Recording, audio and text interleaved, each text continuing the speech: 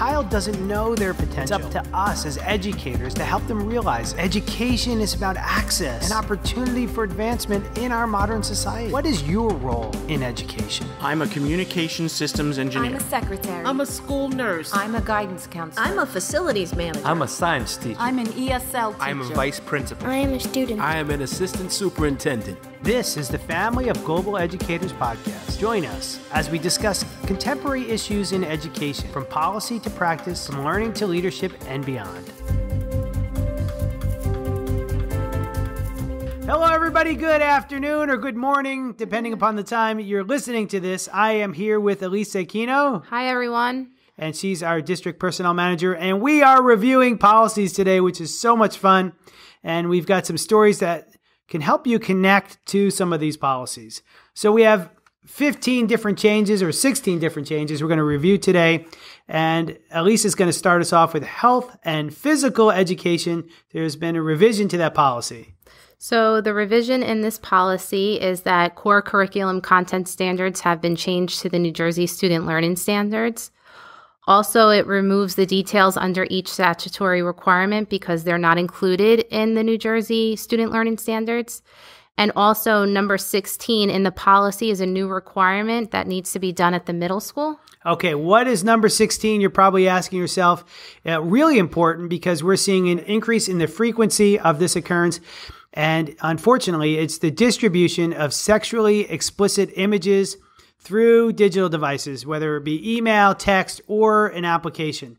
The law, or actually the policy, requires that our students are provided with an in-service or training at least once a year, or at least during their middle school existence, but we'd like to do it once a year so that they understand not just the importance of keeping things private, but also the consequences if they choose to take a picture of themselves or a friend and share it with other people that is inappropriate in nature.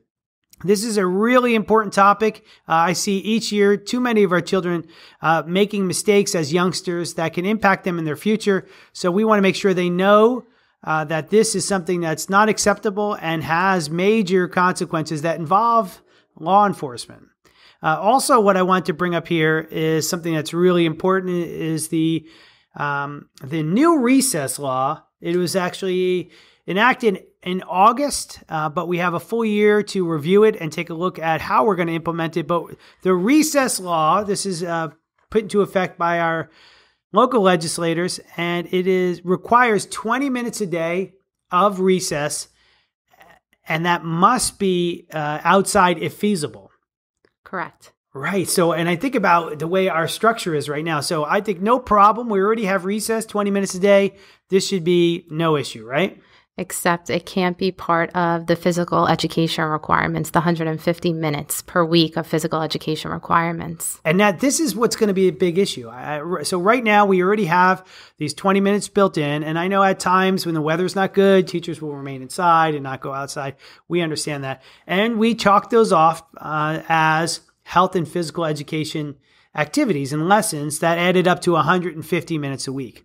The 150 minutes has not changed.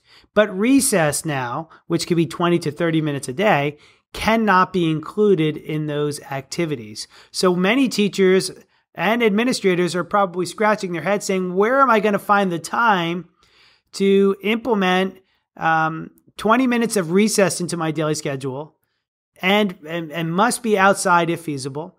Where am I going to find time to do that and also fulfill the 20 minutes of health and physical education activities that I have to do every day, in addition to the one time a week health and phys ed?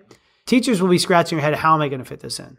So, Elisa, as a teacher, what advice do you have? Maybe some suggestions that you would say, this is how this can be fulfilled in a school or a classroom. Transition between classes, start with those brain breaks. I know we like to do them in the preschool and elementary school, so I think that's a great way to incorporate those extra minutes. I think it's a great start. Also, I didn't specify from the beginning, this is a K-5 mandate. Correct. So this is not middle school. This is something completely different. Yep. This is from kindergarten through grades 5. All right. So I think that's great advice. We're waiting for some direction from the Department of Education regarding this. In fact, if you read the law, you're probably not going to immediately read that this does not, the recess is not included in the 150 minutes because it references a very specific law that outlines the health and phys ed policy, which you'd have to know that that's what it was referencing. So this is a change for us next year. If you have some ideas and your teachers in the school or administrators that can help us fulfill this mandate, please let us know, because we know one thing: we certainly do not have the funds available to increase our health and physical education staff in every single building, because that's what it would take if we didn't take time out of our day to do this. Okay, moving on to our next policy. It is policy 2431.3, practice and preseason heat acclimation for school-sponsored athletics and extracurricular activities. Elisa, what do you have there on this? So this is basically based on the heat index outside for any of our athletic students or athletes. Basically, it's procedures that need to be followed, and it needs to be approved by the district's physician prior to any implementation. I've already seen an outline of what our expectations are for the heat index and practice. It's aligned with the NJSIAA standards, so they were ahead of it, and I think we're going to be fine. But for our student athletes out there and for our coaches, things will change a little bit. So the times that you were an athlete in school and it was 100 degrees and you practiced for 3 hours or 2 hours, those days are gone. It depends upon the temperature outside will actually gauge how much time you can practice with students outside. And it does make tremendous amount of sense. If it's 80 degrees or 70 degrees, you can have a longer practice. But if it's 90 degrees or 95 degrees, your practice would have to be shortened and you'd have to have more frequent water breaks. It all certainly makes sense, and it's in the best interest of our student athletes. Many of our student athletes are practicing in the morning, so I don't anticipate a big change in their practice procedures or schedules. Anything else to add to that, Elisa? No, that's it for that one. Okay. Next, we're moving on to policy 2610, educational program evaluation. What do we have in terms of changes here? So this policy now references the words multiple sources of data to monitor student progress and evaluation of educational programs. Okay, so it's just basic terminology change. Yes. And it's required because of the New Jersey CUSAC basically required this, but no policy ever used these exact words. Great. Makes a lot of sense to us. We always use multiple sources of data when we're evaluating educational programs, so it makes a lot of sense to make this revision. Our next policy is what? Policy 4219, commercial driver's license, controlled substance and alcohol use testing. The big change here was that federal agency governing the regulations used to be the Federal Highway Administration. It's now the Federal Motor Carrier Safety Administration. And also they updated the wording on the required period of retention table, which is located on pages 21 and 22. Okay, so the only major changes we're seeing here is that the table that outlines how long you can keep records regarding drug and alcohol testing and those documents associated with that, as well as the years. So the only changes are really in the table and how long you have to retain those records, right? Yes. Okay, number 5, what's next? The next one is Policy and Regulation 5111, which is the eligibility of resident, non-resident students. This policy and regulation both state that the district cannot refuse admittance of a student based on immigration or visa status. They can only refuse students with an F1 visa, or they could accept them, but they have to pay full tuition. And the regulation has been revised, but now it's a requirement that we adopt it. Right. Now, this is not an option for us to implement this policy. This looks like it's a mandatory policy, which means it's aligned to statute. It has been revised. And again, this is something that most of our administrators would know already, but we want to make sure our parents and other committee members realize this, that this school must admit students regardless of immigration status. And in fact, it's not even a question on the student application. The other piece to that is with one exception, is we do have students from other countries that want to study here in America, and they actually apply for an F1 visa, and it allows them to come here on a tuition basis, right? Yes. So we know some of the school districts in our community, in our extended community in Monmouth County, throughout the state, are doing this. and there's been some changes to allow them to attend. And which selection did our board select? So we selected that we would accept them and just have them pay full tuition. Great. We do see this as a revenue stream in other districts where 10 or 12 students would come in. They would study throughout high school. They would earn their high school diploma here. And then the school district would receive tuition for each of those learners. Okay, on to number 6. So number 6 is policy and regulation 5330.04, which is the administration of an opioid antidote. It's no longer an option now, but it needs to it's a requirement that school grades 9 through 12 acquire an opioid antidote and administer it. Again, another mandatory policy coming out that would require our schools that have high school age students to administer some type of opioid antidote. That would mean Long Branch High School. It would mean Audrey W. Clark School. It certainly would mean a historic high school as well if we're going to have high school age students in there. But the reality is this, a lot of the issues that have occurred with an overdose of some type of opioid have occurred in many elementary schools throughout our country with parents that were waiting for an activity, an event, parents that were in an after-school activity, or simply just waiting in the office. So we have decided in this district to make sure that we have that antidote available in all of our schools in the event of an emergency, and we would have staff trained in that area. We'd also begin with our after-school events and taking a look at our site supervisors, making sure that they were trained, as well as any district faculty or staff that were willing to be trained in a volunteer capacity. With this, certainly, obviously, can save a life. It saved many lives in Monmouth and Ocean County, not just in certain communities or in other places, in cars, but in schools as well. So I think it's great that we're bringing this policy in and making sure everybody has the proper training. Next policy is 5337, service animals. This basically states that we do not have to pay or provide a handler to aid an individual, but only have to assist the individual with the care of the animal.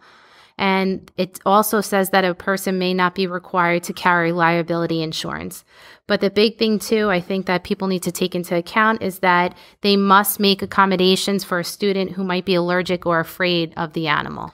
Well, so I've heard two different terms, and you can probably help me with this.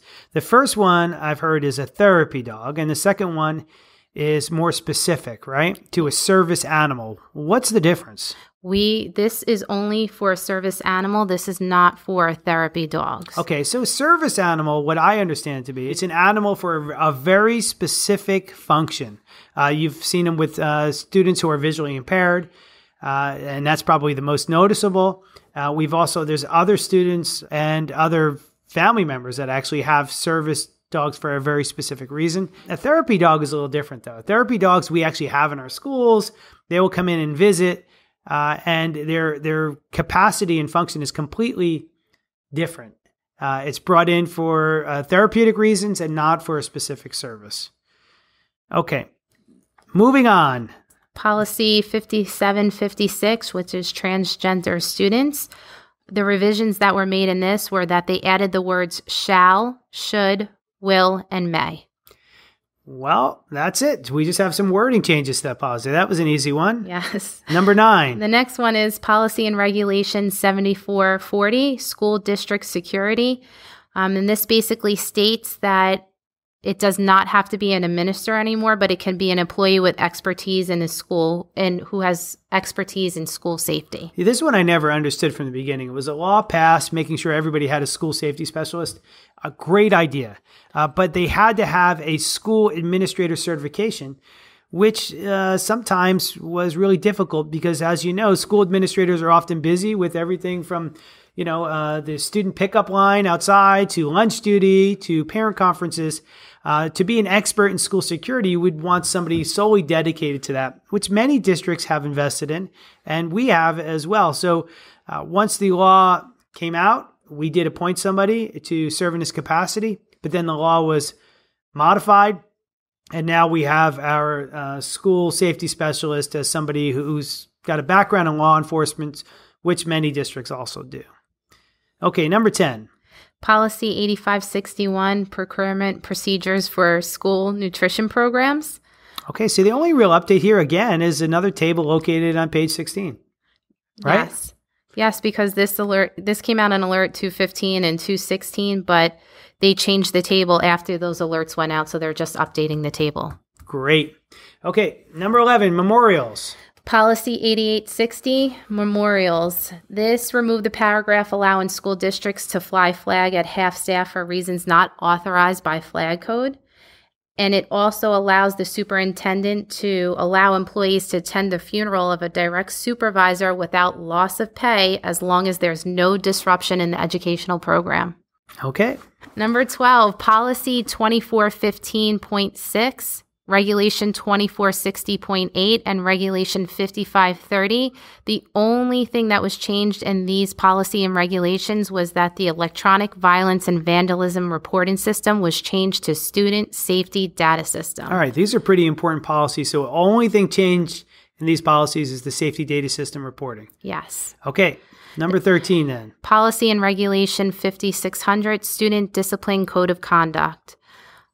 Both policy and regulation state that the Board of Education may deny certain participation in certain extracurricular activities for violating student code of conduct. We've actually always honored this, so we didn't really need the mandatory policy to come out, but we've always viewed extracurricular activities and after-school sports and athletics as a privilege, not particularly a right. So you do have to maintain a high code of conduct as a student athlete and a student in our school. So this should be an easy transition.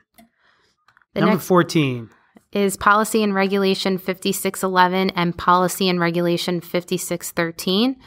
And this is the removal of students for firearm offenses and removal of students for assaults with weapons offenses.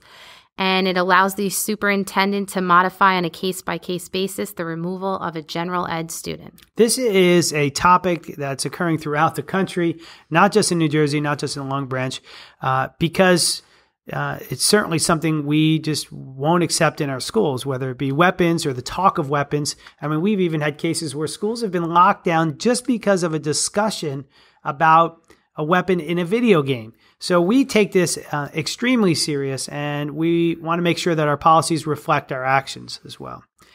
Next. Policy and Regulation 5612, assaults on District Board of Education members or employees. They basically remove the definition of the words and phrases removal, expulsion, suspension, school buildings and grounds, because they said there was no definitive definition of any of these words or phrases. So they removed them from the regulation. Again, another policy extremely important here. The assault on a board member or an employee of the Long Branch Board of Education, completely unacceptable, and we do take extreme action that requires some of those consequences there, whether it be a suspension or an expulsion. Next one. Oh, this is the last one. We're cruising today. Is Policy and Regulation 8461, which is reporting violence, vandalism, harassment, intimidation, bullying, alcohol, and other drug offenses. This policy has been revised to include the school district distributing an NJDOE prepared pamphlet on how a parent can limit a child's exposure to violence on television, cell phones, computers, and other electronic devices on an annual basis. Okay, so the Department of Education in New Jersey has invested time to make sure that all parents and educators have some strategies so that they can use beyond the school day to help limit the exposure to violence on TV. I think it's great, especially with kids being so connected to their devices now. They literally can watch short videos at a whim, and I see it all the time. I see it with my own kids, whether they're, have 2 minutes of downtime and they're picking up a device to watch a quick video. There's a lot of information out there that's positive, but there's also some information and media that can be very negative, and this is just a guide to help parents who probably have some questions about how to limit that exposure.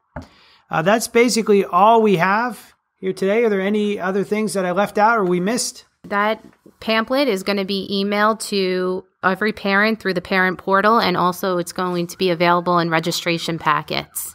Okay, just for compliance, so you realize that we have to send this out every year. As a district, we'll take care of this. We are going to send it out to roughly 3,800 families through our parent portal at the end of every September. And we're going to also include it in the registration packet for all incoming students and families.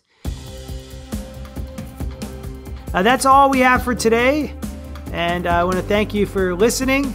Elisa, any parting words? Thank you. And if you have any questions or concerns, please feel free to reach out to the Office of Personnel. When will these actually be uploaded online into our district policy manual? They are actually uploaded already, and Great. They're ready to view. And we will be uploading this podcast to the personnel page as well. All right, great. Have a great afternoon, everybody.